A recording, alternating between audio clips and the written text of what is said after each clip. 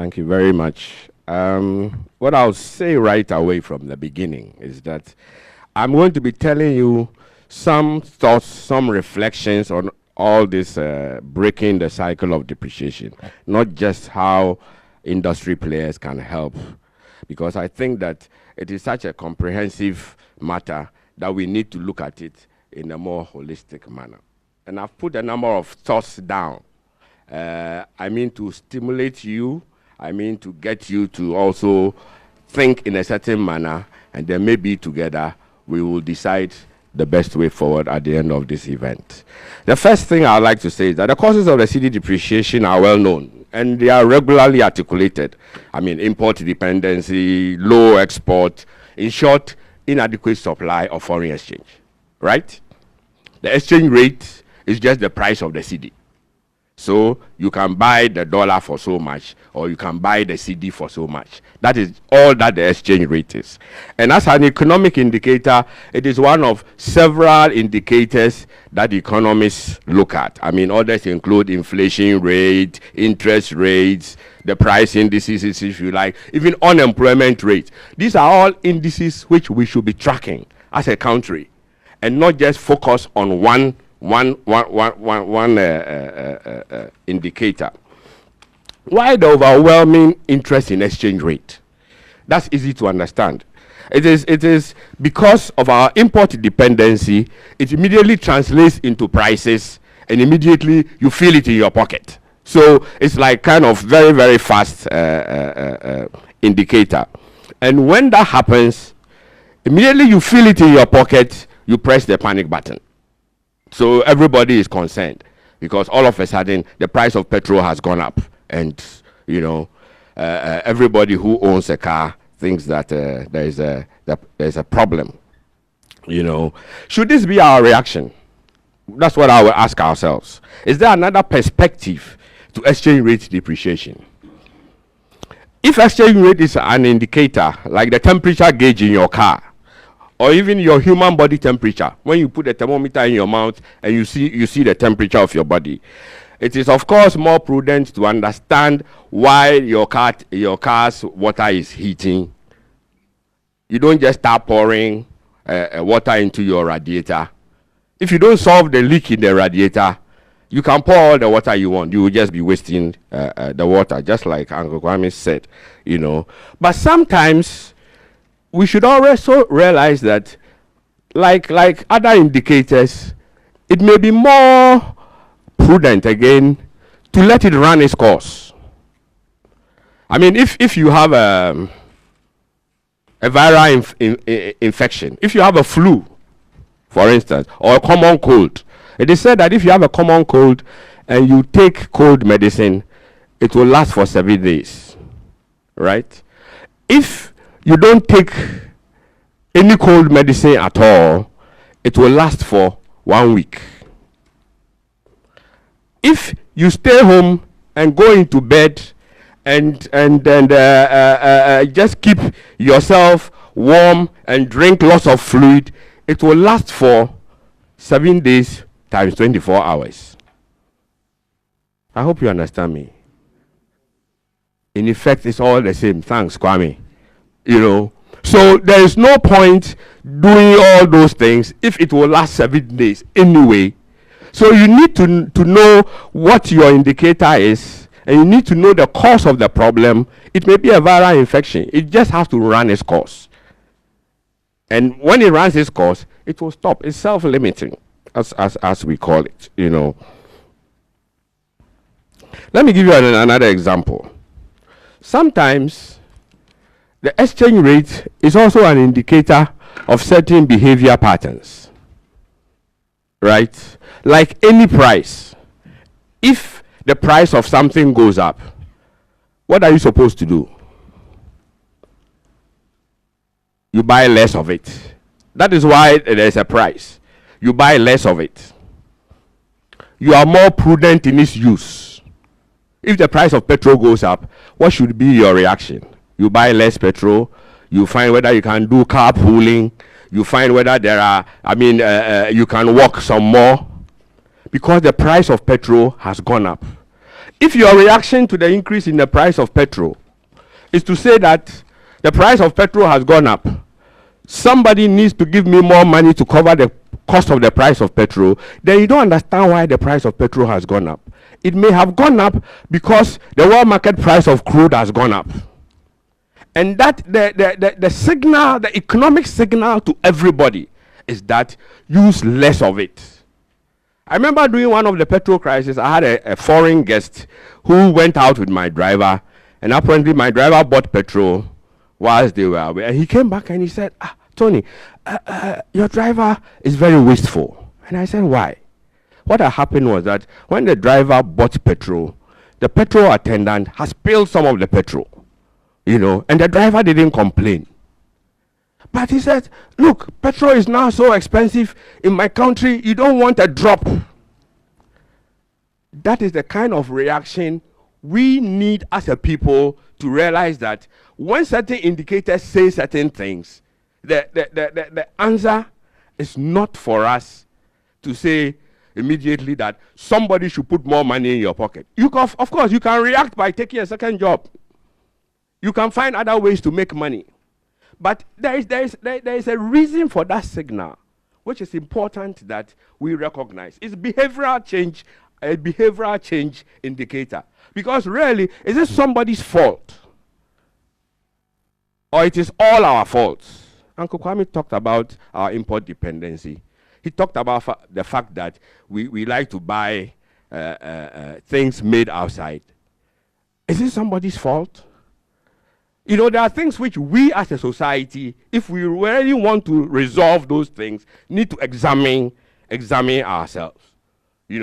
So you can agitate, you can make campaigns to force it down, but it's like putting water in a leaking vehicle radiator. And if I were a policy maker, I will not be moved by it, because it is ultimately a waste of water. In this case, a waste of forex, which may even be more important than water. What I'd like you to also examine is that, are there any benefits to exchange rate depreciation? Must the exchange rate always be stable? Is there any reason why sometimes we should like export exchange rate depreciation? Think about the cocoa farmer, who is providing the bulk of the foreign exchange this country is getting. And it's true, he provides the bulk because the cocoa farmer is the only person whose product is priced by somebody. A government puts a price on cocoa. You can price your spare parts. You can price your brownie wewu. I price my cables. Why should the cocoa farmer's price be determined by somebody? And he's providing the bulk of the foreign exchange. He's providing more than the mines, more than the oil, because all of them, by the time they take out their foreign costs, what is left net to this country as a foreign exchange is less than what the cocoa farmer is producing. So really, if you are a cocoa farmer and the exchange rate depreciates, and as a result you will get more cedis, should you be begrudged? Shouldn't we be asking that cocoa farmers should be given more money? They're amongst the poorest of our people. When we have exchange rate depreciation, those of us who live in the cities, Accra, all of a sudden I find my petrol is more expensive. I get upset and I make noise about it. What about the cocoa farmer who is sitting in Sechedumase? Nobody goes to interview him. He has no access to any media. I mean, we leave him there and he suffers. And if he doesn't grow cocoa and we don't get foreign exchange and the price depreciates even further, cocoa production has gone down to what, 800 tons, 800,000 tons. We are trying to push it up, but we are not giving him the incentive. There's a lot of talk about why don't we process more cocoa? Why don't we get more money from cocoa? Let me tell you my experience. About 20 years ago, I was offered a chocolate factory which was closing down in North Carolina. 5-year-old factory, virtually brand new, at a fraction of the cost because it was closing down. I rushed back home, talked to my friends in the finance ministry at that time. I remember I had a chat with Mr. PV of me about it. He was so excited and all that and all that. But like everything else, I sat down and decided to do the proper homework, do the proper numbers. You know what I found out? If I produce chocolate in Ghana with cocoa from Ghana, I will be the cheapest source of chocolate in the world from that factory. But to get into the American market, there were duties of 80, 90, sometimes 120% on getting it into that market. So there was no way I could sell chocolate produced in Ghana outside Ghana, in Europe, in America, and it was the same. Even in China today, they will take cocoa beans, it will go without duty. They will take liquor, cocoa, the first processing, they put some 5% on it so it can go. By the time you get to chocolate, you cannot get your chocolate into that market.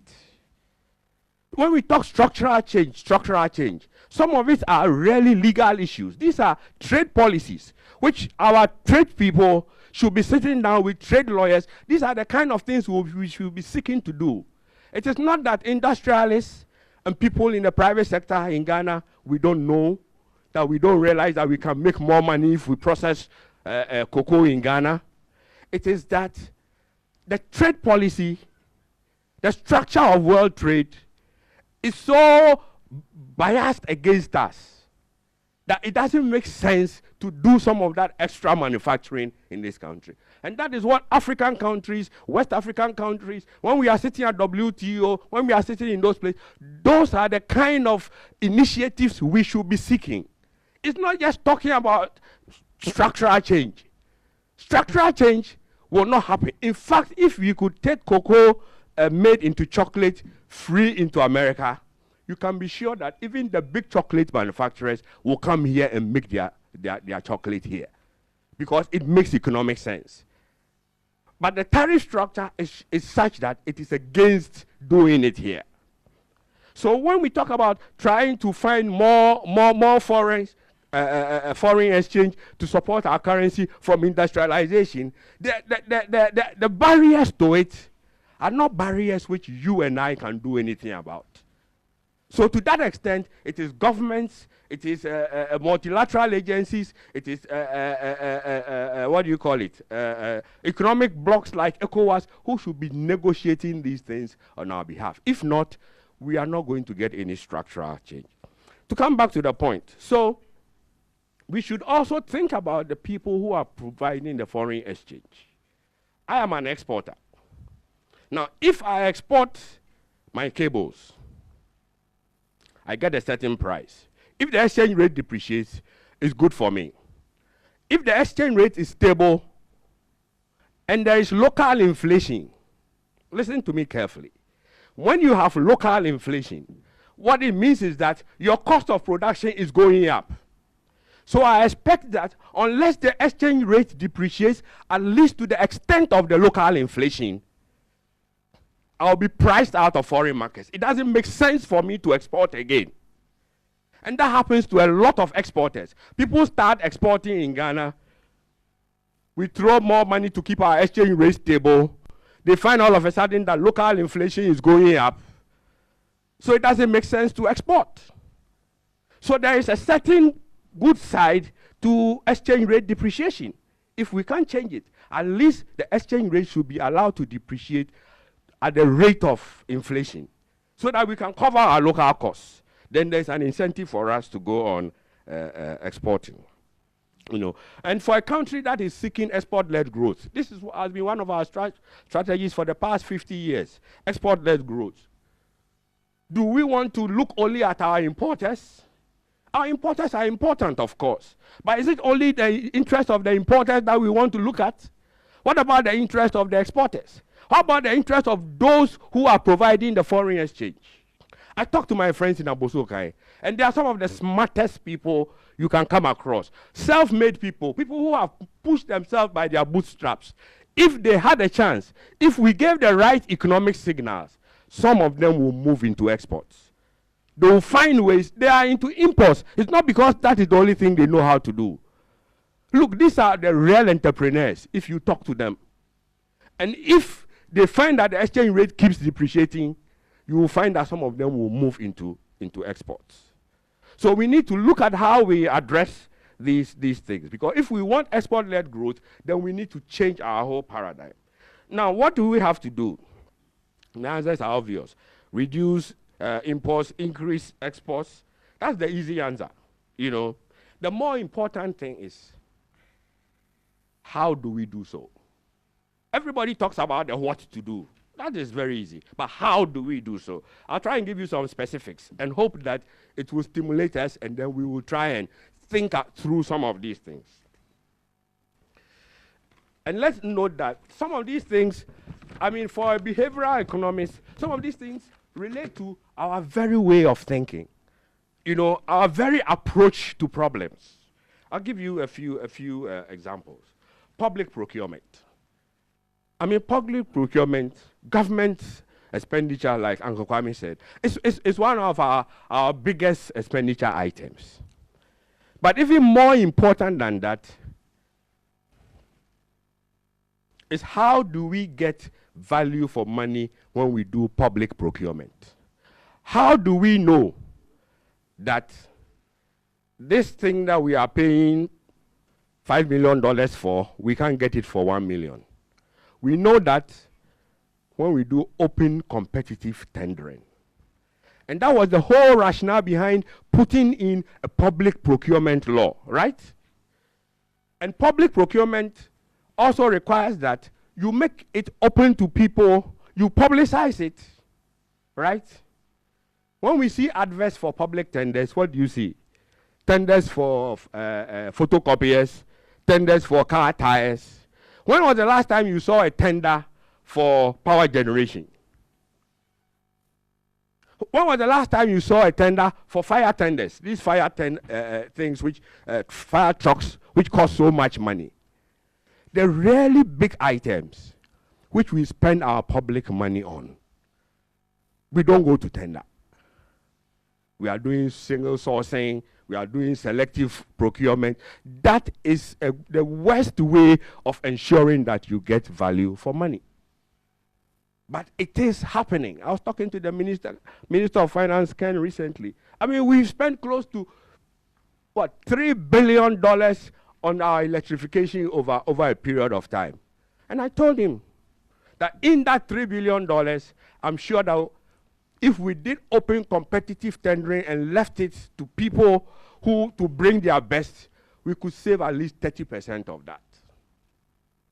But we don't do that. So we need to rethink. We need to rethink ourselves as a people. You know, do we want to go through the rigor of the laws that we have set for ourselves? The normal excuse people give is that, oh, so the Chinese government is bringing the money, the Spanish government is bringing the money, the British government is bringing. Yes, they can bring the money, but you can tender, you can do a public tender and say that the tenderer should also provide financing and give the terms of the financing. So you are evaluating the tender in two ways. You are evaluating the tender itself, his pricing. You are evaluating his financing, right? And then on that basis, you can be sure that you are getting the best possible deal. And I'm sure my friends in Aboso Okai, you deal with all kinds of people abroad. If you knew that there was a tender for whatever, you would talk to your friends there and say, look, my people are tendering, and I know it's fair. So offer us finance, offer us this, let's also put in a bid, and you know that it is a fair process. We will all save this country a lot of foreign exchange. There's one suggestion which I heard from Professor Stephen Adai, which, I mean, it just thrilled me. Professor Adai said, why is it that when we give road contracts, we can give 100% road contract in dollars?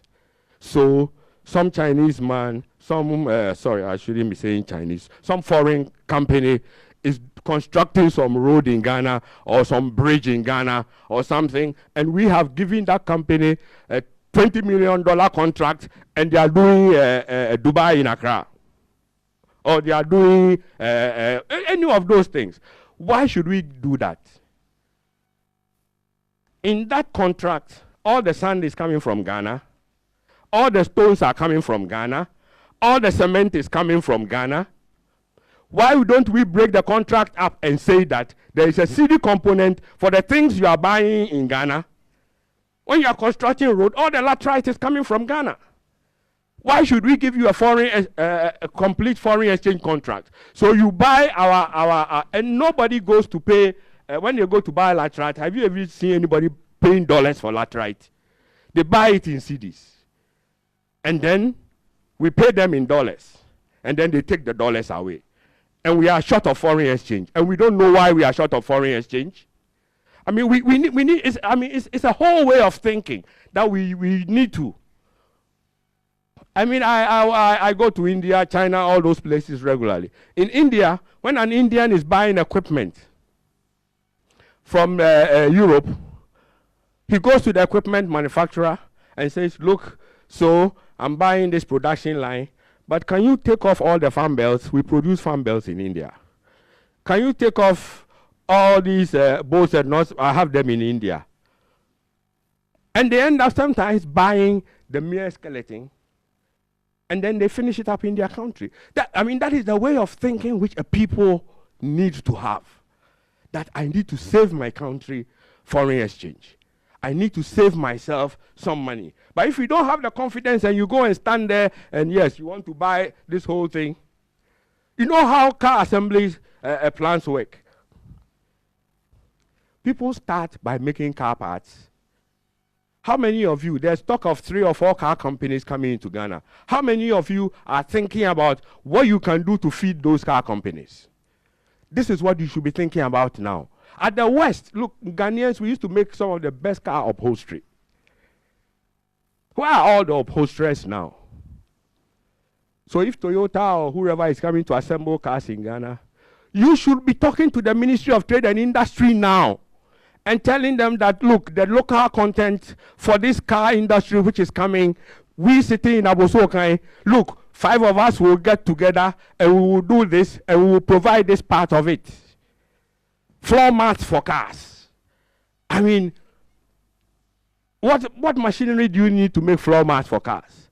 A simple extruder. You should be bringing those things in and talking to the people and say, as for the floor mats, we are going to produce them. After all, when you start making cars in Ghana, people won't buy a lot of second-hand cars and a lot of spare parts. So you should be thinking ahead. You should be ahead of the game. You should always be ahead of the policy maker. Look at our shopping malls. When the American shopping chain, the cheap one, the Mart, Walmart. When Walmart was going to South Africa, right?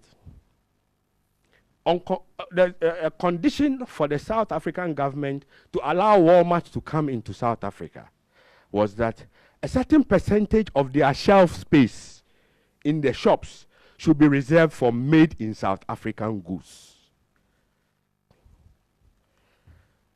We sit here, what do you call them? ShopRite. And all those people, they come, they sign agreements with the Investment Promotion Center. They are here, and they are importing everything. A long time ago, when I was the AGI president, one of my members in Kumasi came to see me. He was making slippers, sandals in Kumasi Central Market. He couldn't get a market for it. He came to me actually asking for money. And I said, well, I don't have money to give you. He said, but they are not buying my slippers.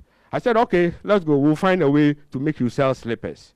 I called Bacho Nambobo, Mr. Yaonyako, and I went to see him. I took him along and said, look, this is one of our members in Kumasi. He makes slippers. He says they are not buying. Can you give him shelf space? I said, okay, let him bring it. He brought 20 pairs of slippers. Within 2 days, they were finished. He called him to bring more. That is the kind of thing that you need. It's not somebody to put money in your pocket. If we talk to ShopRite and insisted as part of your license, as part of the GIPC rules that we give you for coming here, reserve a certain amount of shelf space for locally made products, we'll be saving foreign exchange, generating local economy, we'll be giving people more incomes in our country. I mean, and sometimes, you know, some of the things, it makes you wonder. There is a tax put on luxury vehicles, right? Everywhere in the world, luxury vehicles are expensive. If you want to drive a Toyota, whatever, you pay for it. And people hit the streets and say that they are going on demonstration. I said, unthinkable. Who do you think they are doing this for? For luxury vehicles, not on 1,200 and 1,600 Uber cars. If you don't want to tax luxury vehicles, what else do you want to tax? And I mean, like the French say, incroyable. You can't think about it. Why should I go? It's a mindset kind of thing. Because luxury vehicles, only a certain kind of people buy them. We should be taking more money from their pockets and putting it into the national kitty. I mean, I will try and bring this to an end, but without talking about, I need to talk about the role of the fourth estate of the realm. Our media. I mean, our media have done a fantastic job in human rights. I mean, they have kept this country, as far as human rights go, they have. On our social rights, they have done very well. The question I ask is that, beyond all that, what about our economic rights? What has been the role of our media in economic rights? Do our media appreciate their strength when it comes to economic rights? And what they can do to really assist? And what's the point in having human rights if you don't have economic rights? What's the point in being free to talk if you don't have food to eat? And how can you have food to eat if you don't have an income? So everybody is begging for charity. The solution to our poverty, the solution to exchange rate depreciation is not free money. It's not cheap goods.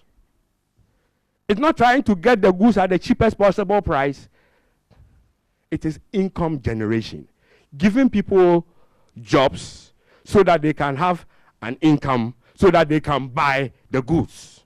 That is the solution to the problem. And that is where I think that our the fourth realm of the estate, we call them, should start thinking about these things. The same advocacy they have made for human rights, the same way they fought for democracy in this country. It is time for them now to realize that there is a huge gap in economic rights and find out how we can do it.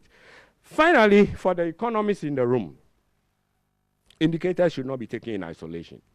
You know that. You don't take one indicator and make a point out of it. You look at the other indicators.